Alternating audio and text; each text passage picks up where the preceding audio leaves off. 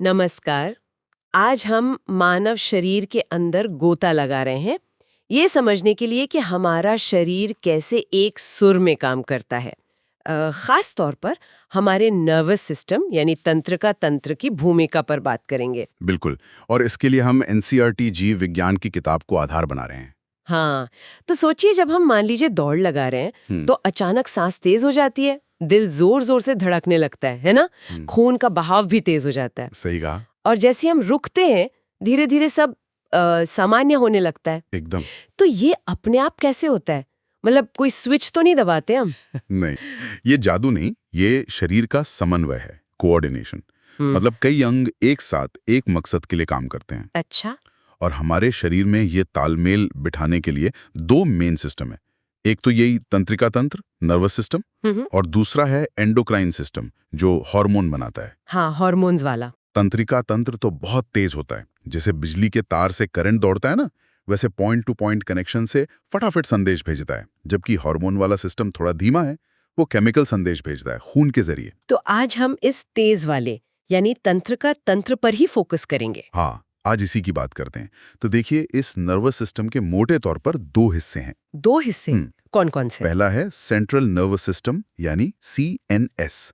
इसमें हमारा दिमाग, ब्रेन और स्पाइनल कॉर्ड यानी मेरुरज्जु आते हैं।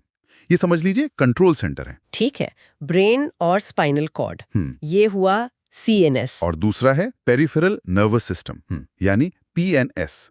इसमें शरीर की बाकी सारी नसें आ जाती हैं। इनका काम है शरीर के अंगों से संदेश CNS तक लाना। अच्छा, लाना। हाँ, उन्हें एफरेंट फाइबर कहते हैं। और CNS से आदेश वापस अंगों तक ले जाना, उन्हें इफरेंट फाइबर कहते हैं। लाने वाले एफरेंट, ले जाने वाले इफरेंट। ठीक है। अब ये जो PNS है ना, इसके भी फिर दो भाग हैं। अरे वाह, इसके भी। हाँ, एक है सोमैटिक नर्वस सिस्टम, जो हमारी इच्छा से चलने वाली मांसपेशियों को कंट्रोल करता है, जैसे हाथ हिलाना, पैर चलाना। मतलब वॉलंटरी मसल्स। बिल्कुल। और दूसरा है ऑटोनोमिक नर्वस सिस्टम, जो उन अंगों को कंट्रोल करता है जो अपने आप चलते हैं, जैसे हमारा दिल, फेफड़े, पाचन तंत्र। इन पर हमारा सीधा कंट्रोल नहीं होता। हाँ, ये तो अपने आप ही चलते रहते हैं। और फिर ये ऑटोनोमिक वाला भी दो हिस्सों में बटा है, सिंपैथेटिक और पैरासिम्पैथेटिक। ये दोनों अक्सर उल्टा काम करते हैं, जैसे एक चीज को तेज करता है तो दूसरा धीमा। बाप रे, ये तो काफी परतें हैं इस सिस्टम में। लेकिन इन सब नसों का, इस पूरे जाल का सबसे छोटा हिस्सा क्या है? मतलब बुनियादी इकाई, जैसे किसी दीवार की ईंट होती है। बहुत सही सवाल।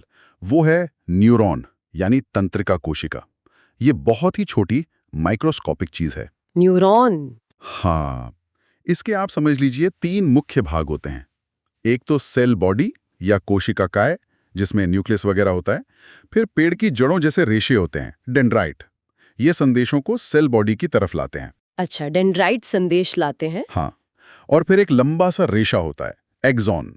ये संदेश को सेल बॉडी से दूर ले जाता है, अगले न्यूरॉन या किसी मांसपेशी तक। ओके, एक्सॉन ले जाता है। और एक्सॉन के आखिरी में ना बटन जैसे उभार होते हैं, जिन्हें सिनेप्टिक नॉब कहते हैं। उनमें कुछ खास केमिकल भरे होते हैं, न्यूरोट्रांसमीटर। न्यूरोट्रांसमीटर, ये नाम सुना है। तो ये जो संदेश या इम्पल्स है, ये न्यूरॉन में पैदा कैसे होता है और फिर एक्सॉन पर चलता कैसे है? हाँ, ये बड़ा दिलचस्प है। देखिए, जब न्यूरॉन आराम कर रहा होता है, कोई संदेश नहीं भेज रहा होता, तो उसकी झिल्ली यानी मेम्ब्रेन के बाहर की तरफ पॉजिटिव चार्ज होता है और अंदर की तरफ नेगेटिव चार्ज। बाहर प्लस, अंदर माइनस। बिल्कुल। इसे कहते हैं पोलराइज्ड स्टेट। ये सोडियम और पोटेशियम आयनों के अलग अलग जमावड़े और एक सोडियम पोटेशियम पंप के लगातार काम करने से बना रहता है। ये पंप आयनों को अंदर बाहर फेंकता रहता है। ठीक है, ये आराम की स्थिति हो गई। अब जैसे ही कोई उत्तेजना, कोई स्टिमुलस मिलता है, तो उस जगह पर झिल्ली अचानक सोडियम आयनों के लिए खुल जाती है। सोडियम के लिए। हाँ। और सोडियम आयन Na+ तेजी से अंदर घुस आते हैं। क्योंकि अंदर नेगेटिव चार्ज था, तो इन पॉजिटिव आयनों के आने से चार्ज एकदम उलट जाता है। अंदर पॉजिटिव हो जाता है, बाहर नेगेटिव। ओ, एकदम से बदलाव। इसी बदलाव को कहते हैं एक्शन पोटेंशियल या नर्व इम्पल्स। और ये बदलाव फिर एक लहर की तरह झिल्ली के साथ साथ एक्सॉन पर आगे बढ़ता जाता है। जैसे डोमिनो गिरते हैं एक के बाद एक। क्या बात है, बिल्कुल सही समझा आपने। वैसे ही। अच्छा, और जब ये इम्पल्स एक्सॉन के बिल्कुल आखिर में पहुंच जाता है, सिनेप्टिक नॉब तक, तब क्या होता है? अगले न्यूरॉन तक कैसे पहुंचता है? बीच में गैप होता है शायद। हाँ, ज्यादातर मामलों में दो न्यूरॉन्स के बीच एक बहुत छोटा सा गैप होता है जिसे सिनैप्स या सिनैप्टिक क्लेफ्ट कहते हैं। सिनैप्स। जब इम्पल्स एक्सॉन के टर्मिनल तक पहुंचता है तो वो उन सिनैप्टिक नॉब को उत्तेजित करता है और फिर उनमें भरे न्यूरोट्रांसमीटर केमिकल उस गैप में रिलीज हो जाते हैं। अच्छा, वो केमिकल गैप में आ जाते हैं। हाँ, और वो तैरकर अगले न्यूरॉन की झिल्ली तक पहुंचते हैं। वहां खास तरह के रिसेप्टर होते हैं, ताले जैसे। ये न्यूरोट्रांसमीटर चाबी की तरह उन तालों में फिट हो जाते हैं। ताला चाबी जैसा? बिल्कुल। और जैसे ही ये जुड़ते हैं, अगले न्यूरॉन में आयन चैनल खुल जाते हैं और उसमें भी वही चार्ज बदलने वाली प्रक्रिया शुरू हो जाती है। मतलब नया इंपल्स पैदा हो जाता है। वाह, तो ये केमिकल कूदकर सिग्नल आगे बढ़ाते हैं। हाँ, ये केमिकल सिनैप्स हैं। कुछ इलेक्ट्रिकल सिनैप्स भी होते हैं जहां गैप बहुत कम होता है और करंट सीधे चला जाता है। वो और भी तेज होते हैं, पर हमारे सिस्टम में केमिकल वाले ज्यादा हैं। ये तो सच में अविश्वसनीय है, कितना तेज और कितना सटीक। अच्छा, अब बात करते हैं हमारे मेन कंट्रोल सेंटर की, ब्रेन की, मस्तिष्क। हाँ, ब्रेन ये हमारे सीएनएस का हिस्सा है और शरीर का चीफ कंट्रोलर है। ये हमारी खोपड़ी यानी स्कल के अंदर सुरक्षित रहता है और इसके ऊपर मेनिंजेस नाम की 3 परतें होती हैं जो इसे और सुरक्षा देती हैं। मेनिंजेस। हाँ। और ब्रेन का काम? अरे काम तो अनगिनत है। हमारी इच्छा से होने वाले सारे काम, सोचना, समझना, याद रखना, सीखना, शरीर का संतुलन बनाए रखना। भावनाएं? हाँ, भावनाएं, गुस्सा, प्यार, डर। फिर जो अनैच्छिक काम है, जैसे शरीर का तापमान कंट्रोल करना, भूख प्यास लगना, नींद आना जाना, ये सब ब्रेन ही नियंत्रित करता है। लगभग सब कुछ। हाँ जी।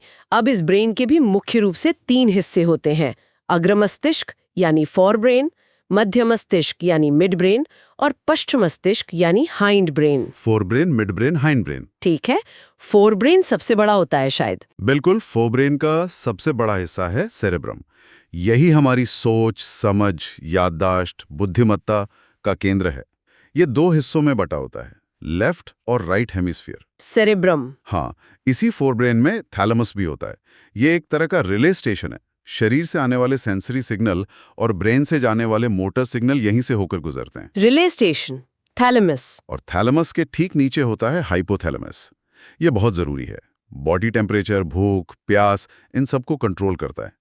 कई सारे हार्मोन्स के निकलने को भी यही नियंत्रित करता है। और यहीं पर लिम्बिक सिस्टम भी होता है, जो हमारी भावनाओं और मोटिवेशन से जुड़ा है। अच्छा, तो फोरब्रेन में सेरेब्रम, थैलेमस, हाइपोथैलेमस और लिम्बिक सिस्टम, ठीक है।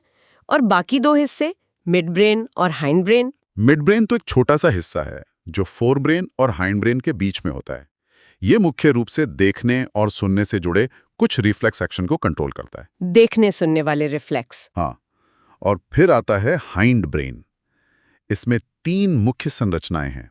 एक है पॉन्स, जो ब्रेन के अलग अलग हिस्सों के बीच संदेशों को रिले करता है।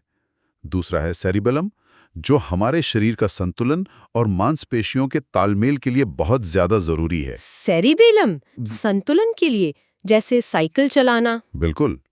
चलना, दौड़ना, साइकिल चलाना, लिखना, इन सब में जो फाइन मोटर कंट्रोल और बैलेंस चाहिए, वो सेरिबेलम की वजह से ही है।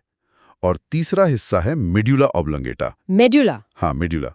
ये हमारे जीवन के लिए सबसे जरूरी कामों को कंट्रोल करता है। सांस लेना, दिल की धड़कन, ब्लड प्रेशर, इन सब को यही नियंत्रित करता है। और यही मेडुला नीचे जाके स्पाइनल कॉर्ड से जुड़ जाता है। अच्छा, तो ये जीवन के लिए अनिवार्य काम देखता है। बिल्कुल। और ये मिड ब्रेन, पॉन्स और मेडुला, ये तीनों मिलकर ब्रेन स्टेम बनाते हैं। तो अगर हम संक्षेप में कहें तो हमारा नर्वस सिस्टम न्यूरॉन्स के एक जटिल नेटवर्क के जरिए, जिसमें बिजली और केमिकल दोनों का खेल है, शरीर के सारे कामों में तालमेल बिठाता है। और ब्रेन इसका सुप्रीम कमांडर है, जिसके अलग अलग विभाग अपने अपने काम संभालते हैं। एकदम सही कहा आपने। ये सोचना ही कितना अद्भुत है कि कैसे ये नन्हे नन्हे सिग्नल हमारे हर काम, हर सोच, हर एहसास को मुमकिन बनाते हैं। ये तालमेल ही तो जीवन है। सच में। और श्रोताओं के लिए हम एक सवाल छोड़ जाते हैं। देखिए, हमने आज नर्वस सिस्टम की बात की, लेकिन शुरू में जिक्र आया था एंडोक्राइन सिस्टम का भी, हार्मोन्स वाले सिस्टम का।